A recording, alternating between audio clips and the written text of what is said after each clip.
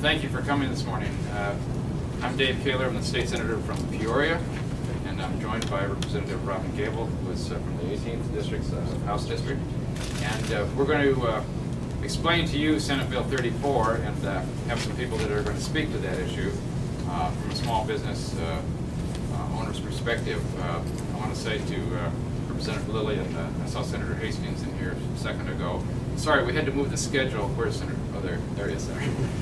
We had to move the schedule up because of a change in the Senate schedule today, but we'll be happy to get with you. We met with our colleagues this morning a little before this, and just kind of give them an update and talked about it. Senate Bill 34 is an important step for the state of Illinois to take because it moves us into the implementation phase of the Affordable Care Act, and kind of a combination bill with it is the Medicaid expansion bill, and so these two things, with the Medicaid expansion and with the insurance exchange, we will have an opportunity to cover really everyone up to 400% of the poverty level with either coverage through Medicaid or coverage to the private insurance market through the health exchange. This is very exciting because we've talked for decades about having health care available in a universal way for citizens of this country. And I think we're just on the brink of that happening. So I'll let Representative Gabel say a few words as well, and then we'll introduce some of our speakers. Good morning. Good morning. So I am also very excited about working on the issue of implementing the Affordable Care Act here in Illinois. It is an incredible opportunity to be able to devise and figure out a system that will be able to provide affordable, accessible health care to everyone in the state.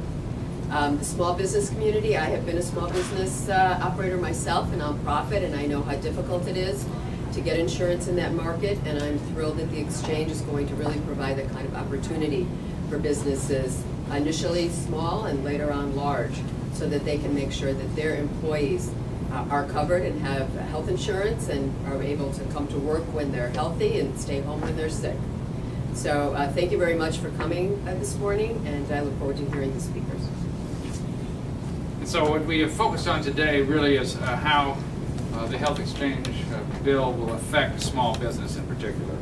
And so our first speaker, we have Larry Ivory, who is the president of the Illinois State Black Chamber of Commerce and the National Black Chamber of Commerce, and he's going to speak about how this affects small business members that he works with. Larry, thank you.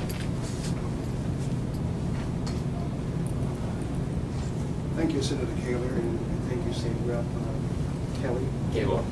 My apologies. You know, my name is Larry Ivory, and I'm the president and CEO of the Illinois Black Chamber of Commerce. We have about 5,000 members, and we represent tens of thousands of business owners across the great state of Illinois. This particular SB 34 is critical to us because when you take a look at some of the challenges that we face every day as small business owners, when we take a look at, when you're in corporate America and you decide that, you want to take the chance to be an entrepreneur, one of the biggest questions you're going to ask yourself is that, can you get health insurance? In most cases, I can tell you that a lot of people who have real value that they can bring to the great state of Illinois and to our country decide not to make that transition because they may have a pre-existing condition. So I think this is long overdue, in my honest opinion. I think it will bring a tremendous amount of synergy for business owners to move forward, for people to be more engaged in terms of the entrepreneurship spirit. And we were proud that we were part of this consortium to come together on such a critical issue because I believe it's too important of an issue for our organization to be on the sideline. We think we need to be engaged in shaping the policy, having the kind of conversation that we think will open the opportunities for insurance companies who are qualified to offer the type of insurance that is accessible, affordable, and all the things that I think would make this system better and more practical for businesses. And I think that leads to this greater entrepreneurship spirit across the board And so we're proud to support this piece of legislation. We encourage our legislative friends in the House and the Senate to be with us on this issue. Now, we understand that anytime you're doing something different, I think we can all agree that what we've had hasn't worked very well. And to continue to do nothing is a bad mistake. So we're excited to support this piece of legislation. We're proud to be a part of the founders of this consortium, this healthcare consortium, to do something and take the right steps and moving forward. So again, we're encouraged, we're excited, and our members are proud to see that the leadership has taken a step in the right direction on behalf of small businesses all across the state.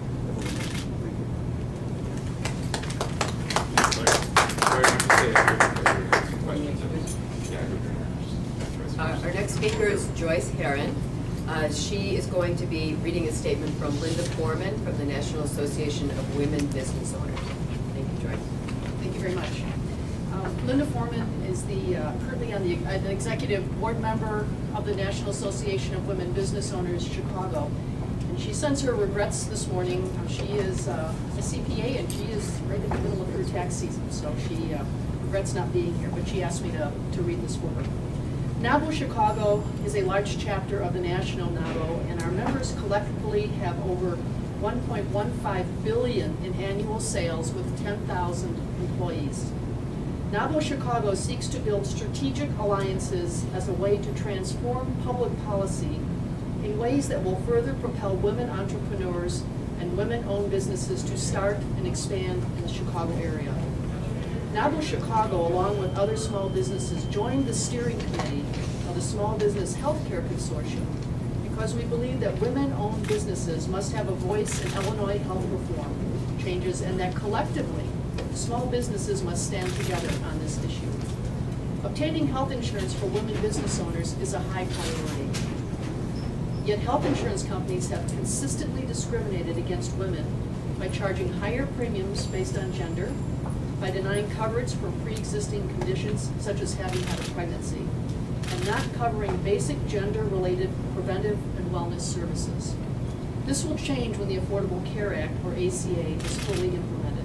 We support these changes. However, NABO realizes that for the ACA to be fully effective, that we must have sound legislation implemented in Illinois.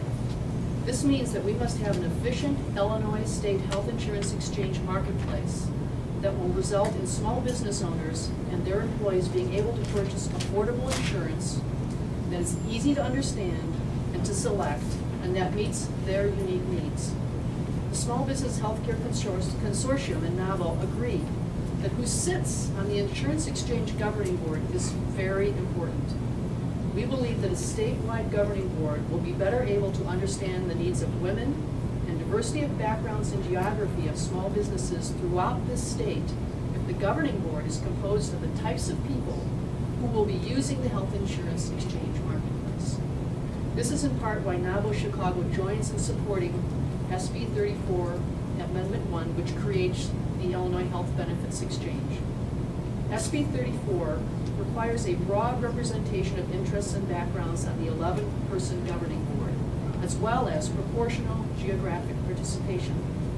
Individuals who represent women, minorities, small businesses, the disabled, as well as experience in topics related to health care, health insurance, and navigating health coverage assistance will have to be part of the governing board. NABO Chicago believes this type of diversity will foster decision-making and policies that consider the needs of and be accountable to the breadth and depth of small businesses in Illinois. NABO Chicago, along with our partners in the Small Business Healthcare Consortium, are asking that SB 34 Amendment 1 be adopted and signed into law this spring so that we can move forward to establish a health insurance marketplace that is reflective of our unique needs in Illinois. Thank you, Joyce. Joyce wants to stay up here because there may be some questions coming. Finally, we have Mark Burris, who is the owner of MCCE Investments, which is, includes 7 Subway stores in the Springfield area. Mark, come and join us. Thank you.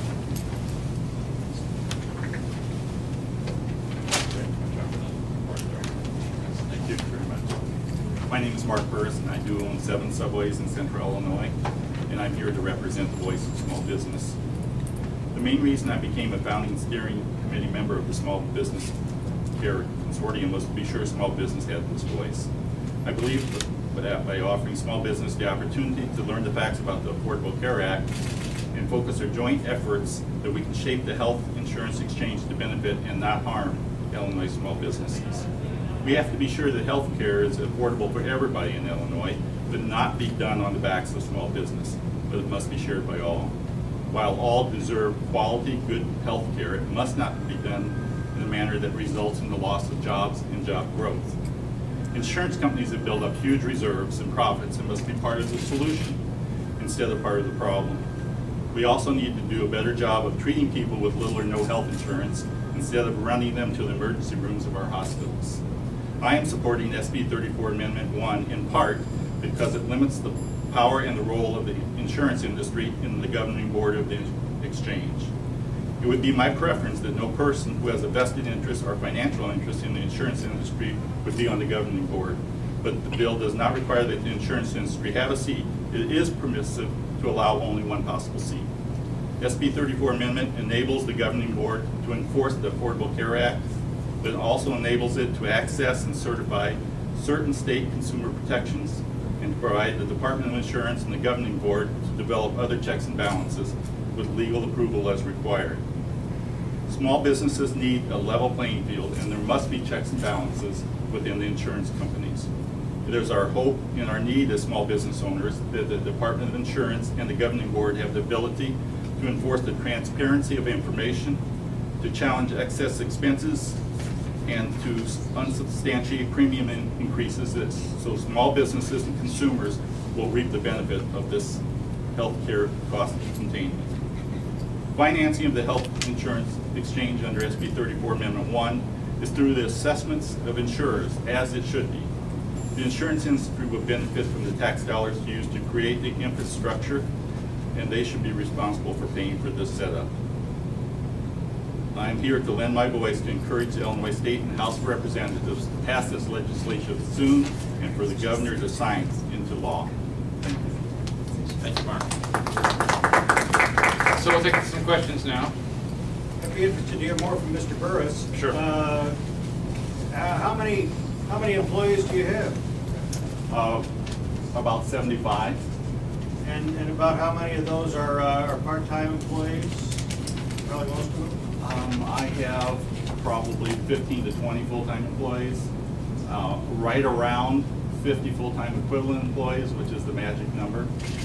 So speaking as somebody who, altogether now, besides the front of a paycheck, what stories can you tell about trying to strike that balance between running a successful business and creating the kind of environment for your employees that they're going to want to come work for you? Well, number one, it's very scary. Last year, I was co-owner of 22 Subway stores, and I sold a lot of them just so I could be under the 50 full-time equivalent. So I can know for sure what my costs are going to be. I did not know what that cost was going to be with more than 50. I believe that number should be 100, and it will be in 2016, but it's really scary that the number's 50. Some of my compatriots that own other fast food restaurants have cut their full-time employees all to 20 hours. That is the safest way to do it, but it's not the humane way to do it.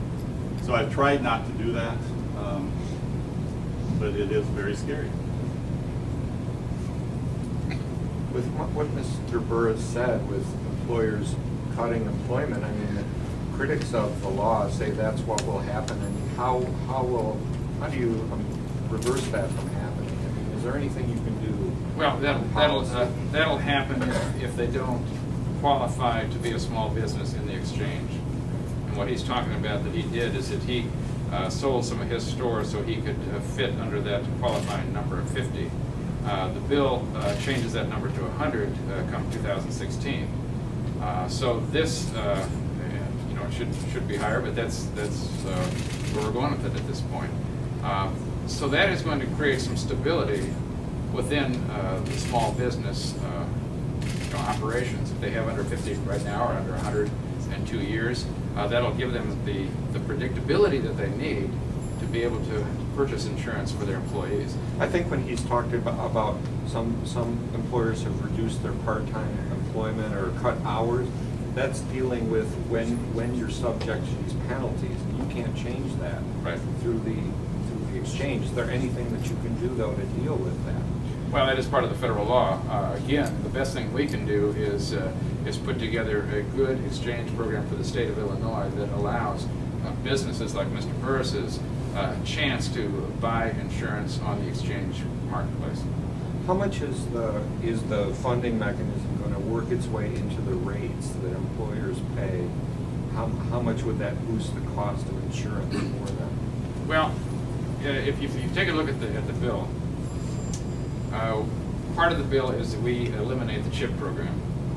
Now, the CHIP program has been an assessment that the industry has made for years to help cover the folks that are otherwise uninsurable.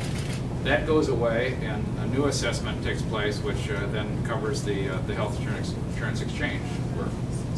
So, in terms of where we are today, there shouldn't be any noticeable change. Is that built into the price? Well, I'm assuming that it is. How many small businesses do you project can be part of this exchange? I would think that any small business under 50 will probably look very seriously at this. And we have to remember where the real job generators are in this country. It's with small business, and so I think this becomes a boost to the economy as well. 96% of businesses are small businesses, are under 50. Right. The state has about 290,000 small businesses. So, do you have any estimates of that number and how big the work is? Not any real projections, no. But I would guess that most will be taking a hard look at this because, again, predictability is probably the biggest enemy of small business. And I was a small business owner for 6 years. I just sold my business. But not having predictability in terms of health insurance costs. I've talked to small business owners that they have had one catastrophic occurrence, either cancer or open heart surgery or whatever, and they couldn't buy insurance the next year. Nobody would actually write them a policy. And right now in the marketplace, establishments that have 50 or fewer employees, only 32.7% of them offer health insurance to their workers. Senator Koehler and Representative Gabel, how confident are you that this will gain favor in the General Assembly? I'm very, very confident, and I want to welcome Senator Collins, who's co-sponsored the bill as well. We are working with all parties involved in this: the insurance industry, providers, whoever has some role to play in this. And I think we're getting pretty close. The important thing to remember is that we're on the brink of really seeing something new for our country and something new for our state. And we need to make sure that we carry that through now and do our job of implementing this in the right way. And so what'll happen, this bill actually takes place in 2015. 2014, we've already made the decision in Illinois that we have a partnership exchange with the federal government. We're looking forward to, in the House, getting the bill from the Senate and building momentum. Why not just continue the state-federal partnership or allow the federal government to do this? Well, I think that the one area that we've seen agreement amongst all parties is that Illinois does a much better job if we can control our destiny ourselves. If you put us in with all the other states, then I'm not sure that what the uniqueness of Illinois is going to have much consideration. So I think that just across the board we have seen that people really desire to have this insurance exchange as the state of Illinois' exchange.